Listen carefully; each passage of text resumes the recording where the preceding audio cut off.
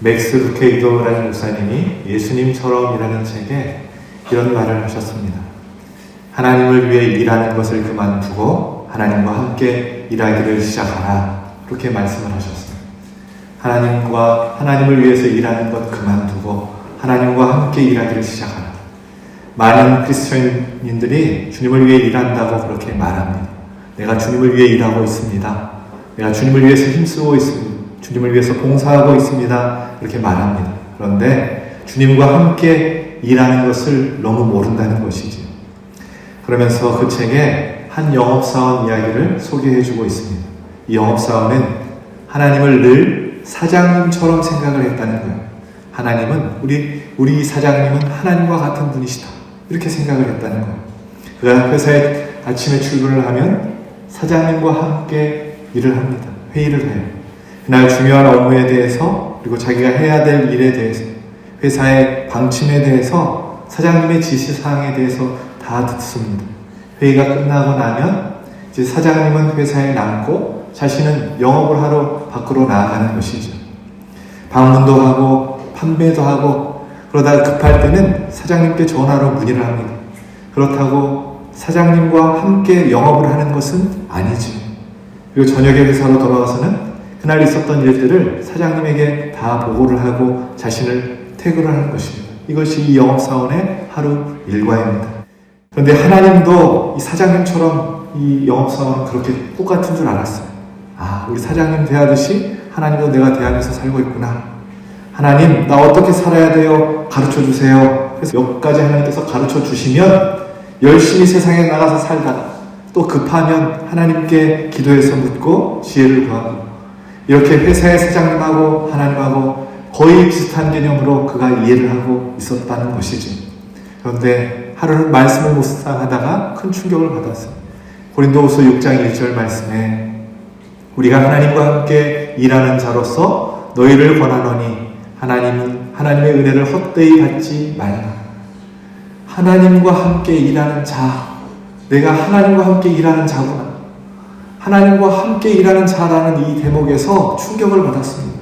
내가 하나님을 위하여 일하는 자로 알았었는데 하나님과 함께 일하는 자구나 라는 이 말씀 때문에 충격을 받고 이 영업사원의 믿음의 패턴이 완전히 바뀌기 시작했답니다. 패러다임이 바뀌었어요. 항상 하나님이 나와 함께 계신다. 이 생각을 하게 됐어요. 영업을 나가서도 길을 걸을 때도 고객을 만날 때도 항상 하나님이 나와 함께 하신다라는 생각을 하게 되고 신앙 전체에 변화를 가져왔다라는 것입니다. 여러분, 우리의 믿음이 제대로 된 믿음이라면 예수님과 함께 한다라는 믿음이 분명히 있어야 합니다.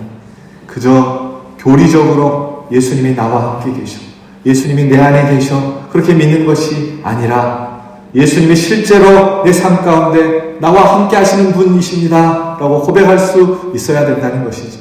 그 고백뿐만 아니라 삶으로 함께 하시는 사람처럼 살아내야 한다는 것이죠. 이 진리를 믿을 때부터 그렇게 살아갈 때부터 그 사람이 진짜 예수 믿는 사람이 되는 것입니다. 제가 질문을 한번 해보겠습니다. 예수님이 어디 계십니까?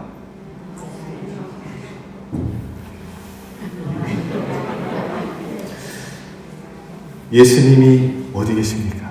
지금 나와 함께 계십니다. 아무리 직분을 가지고 있어도 교회 일을 열심히 해도 안 믿는 것 같아요. 주님이 나와 함께 있다라는 이 진리의 말씀을 믿지를 못하는 것 같아요. 예수님이 함께한 사람이 어떻게 그렇게 함부로 말할 수 있습니까? 예수님이 함께한 사람이 어떻게 혈기를 함부로 부릴 수 있습니까? 어떻게 주님 앞에서 그렇게 성낼 수가 있습니까? 어떻게 그렇게 함부로 행동할 수 있습니까? 여러분, 점검하십시오. 예수님이 함께 하심을 안 믿는 것입니다. 바라옵기는 늘 주님이 함께 하심을 믿고 임마누엘 주님과 함께 말하고 행동하고 생각하는 늘 주님 앞에 겸손하게 살아가는 저와 여러분 되시길 주님의 이름으로 축원합니다. 오늘 말씀에 보면 주님과 늘 함께한 한 사람이 등장합니다. 바로 에녹입니다. 에녹은 아담의 7대 손이었어요. 아담의 후손은 가인의 족보와 셋의 족보로 나눴는데 셋은 이 가인이 죽여버린 이 아벨을 대신해서 하나님께서 주신 아들이지. 이 가인과 셋 두 계보 중에서 에녹은 바로 믿음의 계보인 셋의 후손입니다.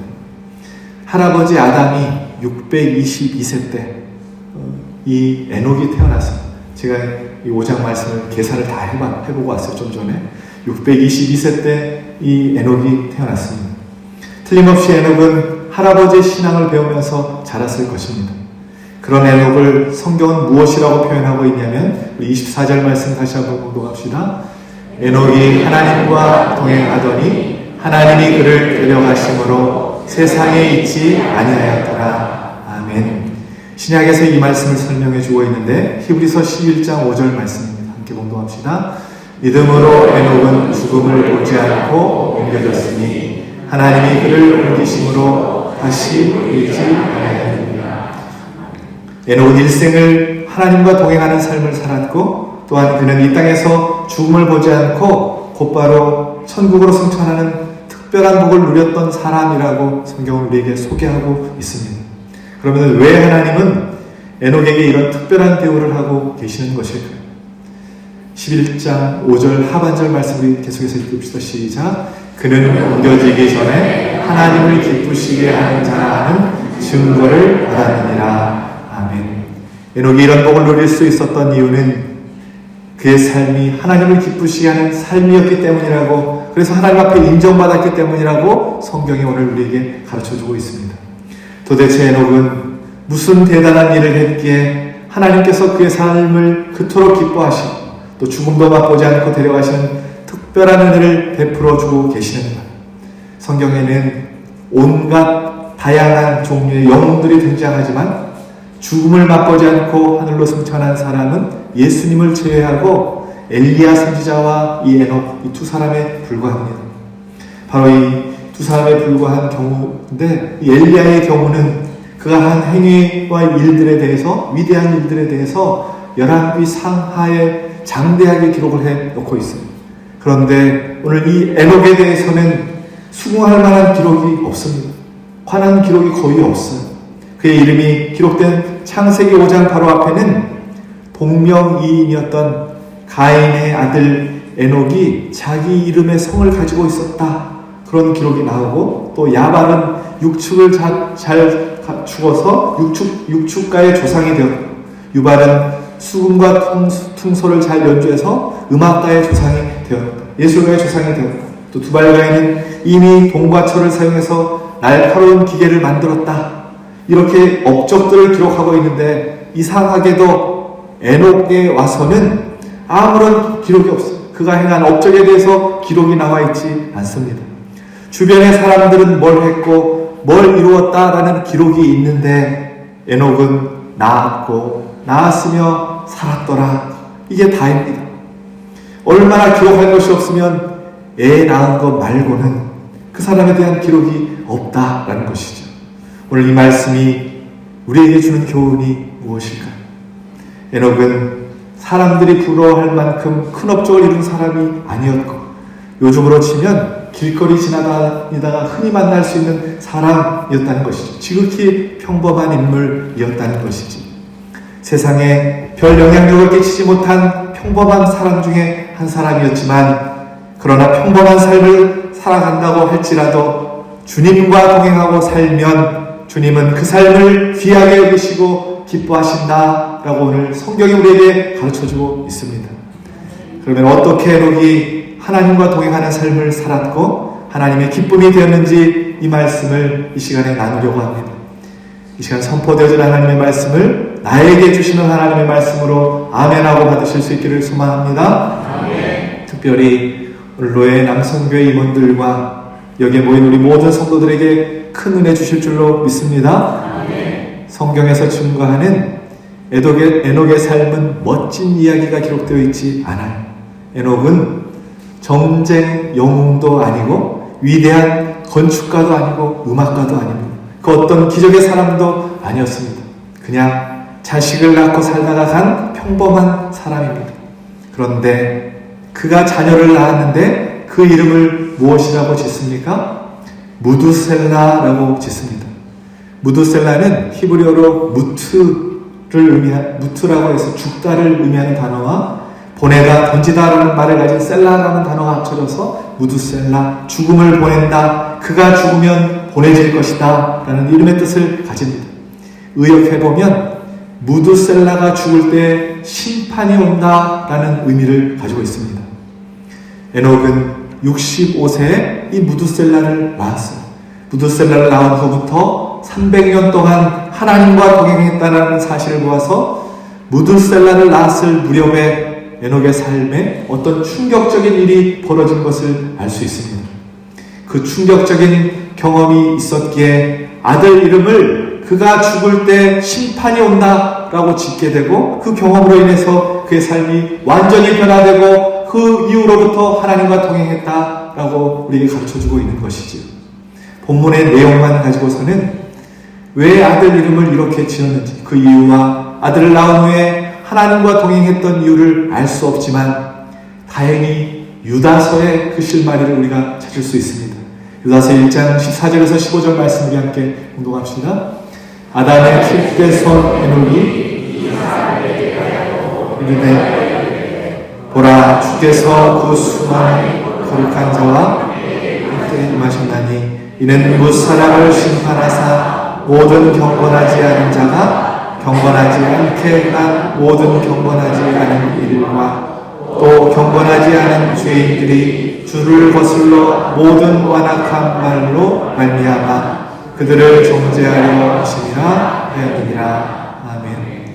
에녹은 장차 있을 심판에 대한 하나님으로부터 강력한 계시를 받았으며 그 심판에 대해서 모든 사람들에게 알려주는 예언자의 삶으로 바뀌었다라고 유다서에서 이렇게 말씀을 해주고 있습니다. 에녹이 하나님과 동행할 수 있었던 이유가 무엇입니까? 아들이 태어났을 때 하나님께서 에녹에게 찾아오셔서는 이 아들이 죽는 때에 그때 이 땅에 대하여 내가 심판하겠다라고 하나님께서 약속해 주셨기에 이 아들의 이름을 무드셀라, 하나님이 심판하신다, 그렇게 이름을 짓고 그 이후부터 하나님과 동행하기 시작했다라는 것입니다. 하루가 지나갈 때마다 약속의 심판의 날이 다가오는 것입니다. 그러나 하나님께서 무드셀라를 언제 데려가실지 압니까? 모릅니까? 모르지요. 하나님이 이 세상을 심판하는 날이 언제, 오늘이 될지 내일이 될지 모르는 것이죠. 그런데 그 아들이 죽는 그 날이 하나님이 심판하시는 날이라는 것입니다. 하나님이 이 아들이 죽을 때 심판하시고 내 인생도 심판하시는 것이죠. 그래서 에녹은 하나님의 심판의 날, 하나님을 만나는 날을 준비하기 시작하는데 그것이 하나님과의 동행의 시작이 되었다. 오늘 성경이 우리에게 가르쳐주고 있습니다. 무드셀라가 몇 살을 살고 죽지요? 성경에서 가장 오래 살지.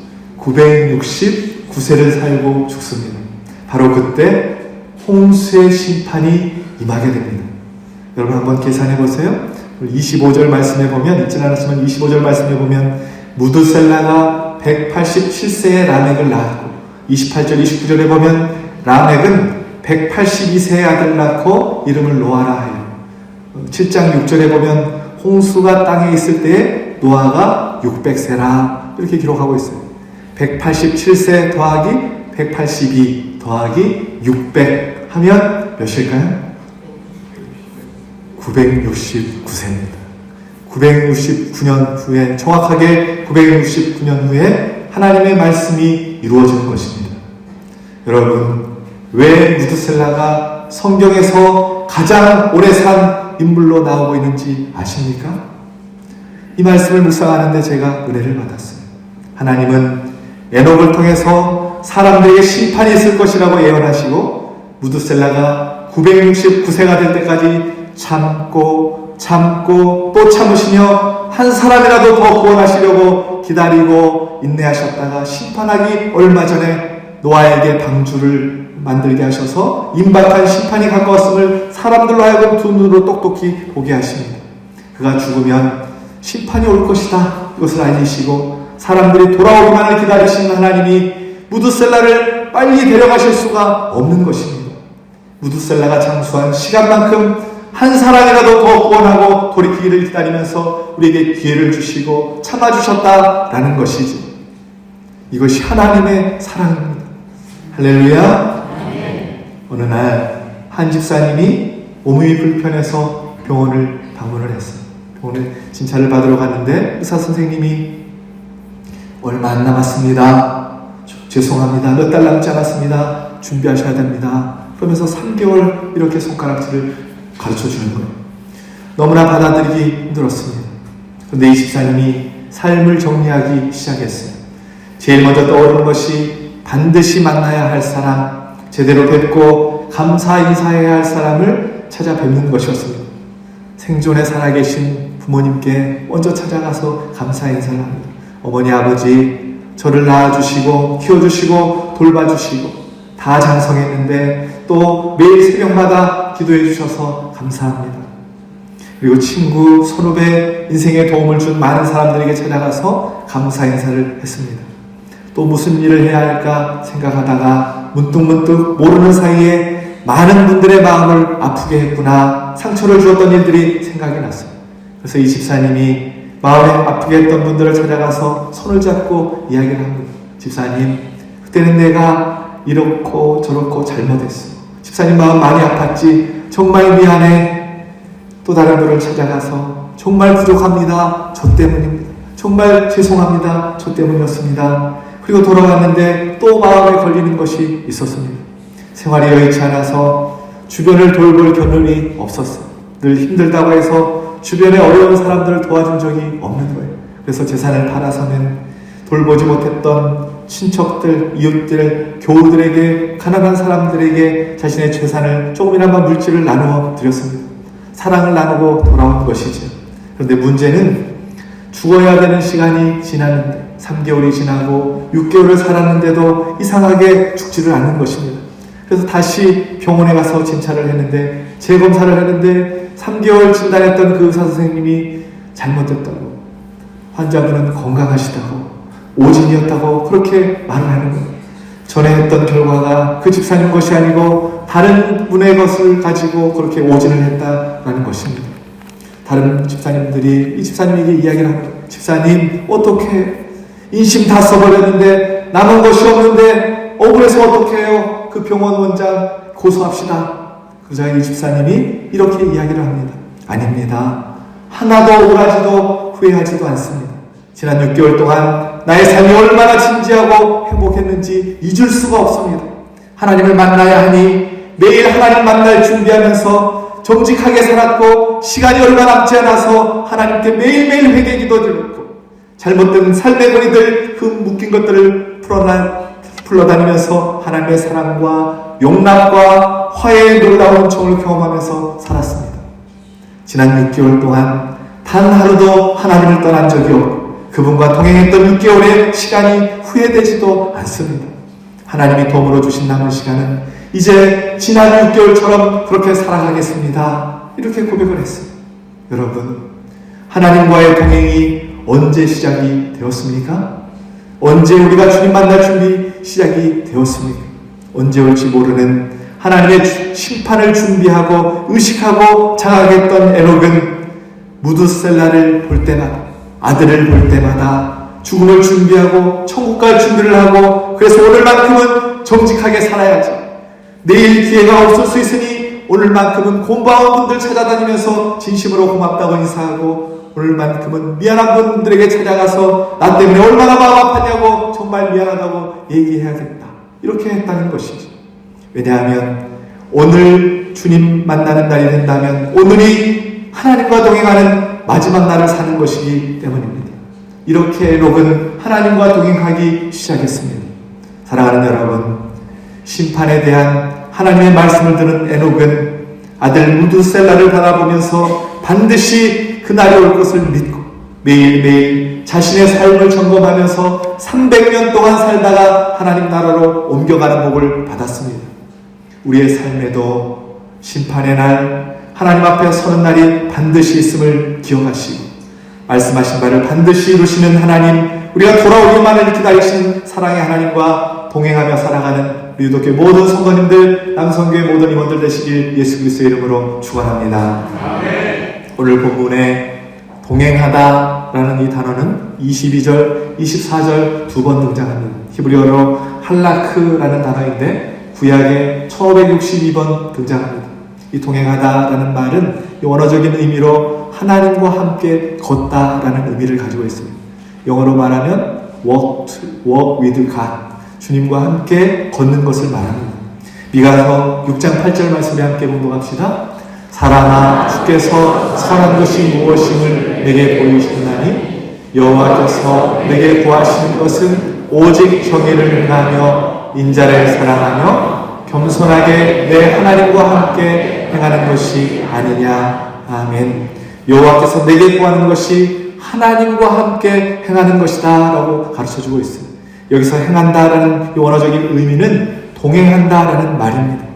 너 이것 좀 해줄래? 너 이것 좀 해주라. 이것이 아니고 너에게 정말로 부탁이 하나 있는데 너 나랑 함께 걸어가자. 너 나와 함께 가자. 이것이 하나님께서 원하시는 것이라는 것입니다. 여러분, 마음이 맞아야 함께 갈 수 있습니다. 에녹이 하나님과 동행할 수 있었던 이유가 무엇인가? 에녹은 늘 하나님 앞에 속마음을 터놓고 이야기하는 사이였기 때문입니다. 하나님께서 에녹에게 당신의 마음을 이야기하시고 앞으로 있을 일들까지 가르쳐 주십니다. 에녹이 하나님께 마음을 터놓고 이야기하니까 하나님도 하늘의 비밀을 다 이야기해주고 계시는 것이죠. 그래서 매튜 헨리라는 주석가는 에녹은 그 시대의 선지자였고 그 아들의 이름을 지은 것은 예언자적 행위였다라고 말하고 있으며 에녹은 하나님과 소통하는 기도의 사람이었다라고 우리에게 가르쳐주고 있습니다. 여러분은 하나님 앞에 속마음을 터놓고 이야기하는 사이이십니까? 이제 아멘이 안 나오시네요. 날마다 하나님과 기도하는 시간이 있느냐 그 말입니다. 영국의 거장 두 사람이 한 시대에 살았습니다. 세계적인 설교가 스펄전 목사님과 고아의 아버지 조지 뮬러, 이 두 사람은 한 시대에 살았습니다. 그 당시 런던은 자본 독점주의가 팽배했는데 부자는 계속 부자가 되고 가난한 사람은 계속 가난했습니다. 그래서 노동자들이 하루에 14시간을 일을 해도 자녀들에게 밥을 먹일 수가 없는 것입니다. 조지 뮬러만 아이들을 돌본 것이 아니라 이 스펄전 목사님도 고아들을 돌봤습니다. 이 스펄전 목사님이 고아원을 설립하기 위해서, 런던에서 고아원을 설립하기 위해서 300파운드의 돈이 필요했답니다. 지금으로 환산해보면 약 3천만 원의 돈이 필요했다는 거예요. 그래서 이 돈을 모금하기 위해서 이 스펄전 목사님이 이 조지 뮬러 목사님이 사역하고 있는 이 브리스톨이라는 지역에 가서 제일 큰 침례교회 3군데 자기 자신들의 고아원을 위해서 모금, 헌금을 위해서 집회를 가기로 되어 있었습니다.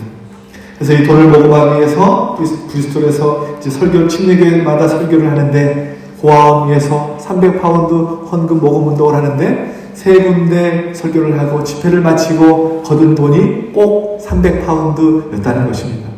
너무나 감사해서 스펄전 목사님이 그 자리에 무릎을 꿇고 하나님 앞에 감사 기도를 드렸습니다. 그런데 그와 동시에 하나님의 음성이 들렸답니다. 스펄전 목사야, 그 돈 조지 뮬러 갖다 주어라.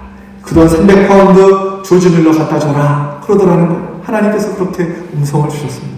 우리는 그런 음성이 들리면 어떻게 하죠? 나도 지금 300파운드 가서 런던에다가 고아원 지어야 돼. 나도 써야 되는데 하나님이 다른 사람 갖다 주라고 못 들은 척. 아침을 잘못 먹었나 헛소리가 들리네. 귀를 닫고는 이 조지 뮬러 목사님이 다시 런던으로 가려고 했는데 하나님이 연거푸 강력하게 3번 조지 뮬러 목사에게 300파운드 갖다 주어라. 이렇게 말씀을 하시더라는 겁니다. 그래서 그 돈을 들고 이 브리스톨에 있는 고아원, 조지 뮬러 목사님 사역하는 곳에 가서 사무실에 찾았는데 보이지 않더라는 거예요. 이렇게 기도실에 갔더니, 한참을 찾다 기도실에 갔더니 그 자리에서 이 조지 뮬러 목사님이 기도를 하고 있더라는 겁니다. 기도 소리가 들리는데 이 스펄전 목사님의 귀에 이렇게 들리더라는 거예요. 하나님, 우리 고아원 지어야 되는데 300파운드 돈이 필요합니다. 하나님, 이 해결해 주세요. 이렇게 기도하고 있더라는 거예요. 자신의 손에 얼마가 들려 있었습니까? 스펄전 목사님의 손에 지금 지폐를 하고 300파운드 들려져 있는데 저기서 기도하는 조지 뮬러 목사님도 300파운드를 위해서 간절히 기도하고 있더라는 것이지. 그 기도 소리를 듣고 스펄전 목사님이 화가 나서는 300파운드 강대상에 탁 내려놓고는 여기 하나님 응답왔어. 그리고는 돌아왔답니다. 스펄전 목사님이 그날을 기억하면서 이렇게 고백합니다. 나는 생애 최고의 충격을 받은 날이었다. 나의 노력과 수고를 다 빼앗긴 날이었다. 나는 도대체 어떻게 예수를 믿고 있었는가? 나는 문제가 생길 때마다 조지 뮬러처럼 간절하게 기도했는가? 얼마나 가슴이 아팠으면 이 스펄전 목사님은 그날 이후에 자신의 인생을 다하는 날까지 자신의 책에 뭐라고 기록하고 있냐면 나는 그날 이후로 10분 이상 하나님의 임재를 놓쳐본 적이 없습니다. 그렇게 기록을 해놓았어요. 10분이 채 안 되는 시간에 하나님 거기 계시죠? 하나님 나와 함께 하시죠? 하나님 앞에 늘 부르면서 기도의 삶으로 살았다라는 것이죠. 그렇게 하나님과 기도로 동행하며 살았더니 하나님의 말씀의 비밀이 스펄전 목사님에게 들어가기 시작했고 그가 세계적인 설교가가 되었다라는 것입니다.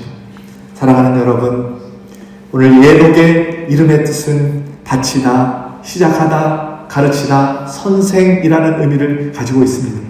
기도로 하나님과 동행했더니 하나님께서 하늘의 비밀을 이 에녹에게 가르쳐 주시고 그 이름처럼 인류를 가르치는 영원한 선생이 되게 하셨습니다. 수천 년이 지난 오늘도 그의 삶이 우리의 삶의 스승이 되어서 우리도 하나님처럼 동행해야 돼 가르쳐주고 있다는 것이지. 에녹처럼 매일매일 기도를 통해서 하나님과 더 깊은 만남을 가지시고 스펄전 목사님처럼 나는 절대 10분 이상 하나님의 임재를 놓치지 않겠습니다 고백하고 살아가는 기도의 사람들이 우리 이렇게 모든 성도님들 되시길 예수 그리스도의 이름으로 축원합니다. 말씀을 정리하겠습니다. 우리 히브리서 11장 5절 말씀 다시 한번 봉독합시다. 믿음으로 에녹은 죽음을 보지 않고 옮겨졌으니 하나님이 그를 옮기심으로 다시 보이지 아니하였느니라. 그는 옮겨지기 전에 하나님을 기쁘시게 하는 자라 하는 증거를 받았느니라. 아멘. 에녹은 하늘로 옮겨지기 전에 하나님을 기쁘시게 하는 자라고 그런 증거를 받았다고 우리에게 가르쳐주고 있어요. 오늘 본문 창세기 5장에서는 하나님이 데려가시기 전에 하나님과 동행했다라고 그렇게 이야기를 하고 있습니다. 하나님께서 제일 기뻐하시는 것은 우리가 열심히 하나님을 일을 하는 것이 아니라 내가 열심히 하나님을 위해서 봉사하는 것이 아니라 헌신하는 것이 아니라 물론 그것도 중요하지만 더 중요한 것은 하나님과 함께 살아가는 것, 하나님과 동행하는 것이라고 오늘 성경이 우리에게 가르쳐주고 있습니다. 바라옵기는 오늘부터 하나님과 동행하는 삶, 하나님과 함께 걸어가는 삶, 하나님과 함께 말하고 행동하고 생각하는 삶을 사셔서 저와 여러분의 모습 속에 함께 하시는 예수님의 모습만 드러나는 복된 삶, 하나님이 기뻐하시는 삶 살아가시는 진짜 그리스도인들이 우리 노예 남성교회 모든 임원들과 우리 유독교 모든 성도님들 되시길 예수 그리스도의 이름으로 축원합니다.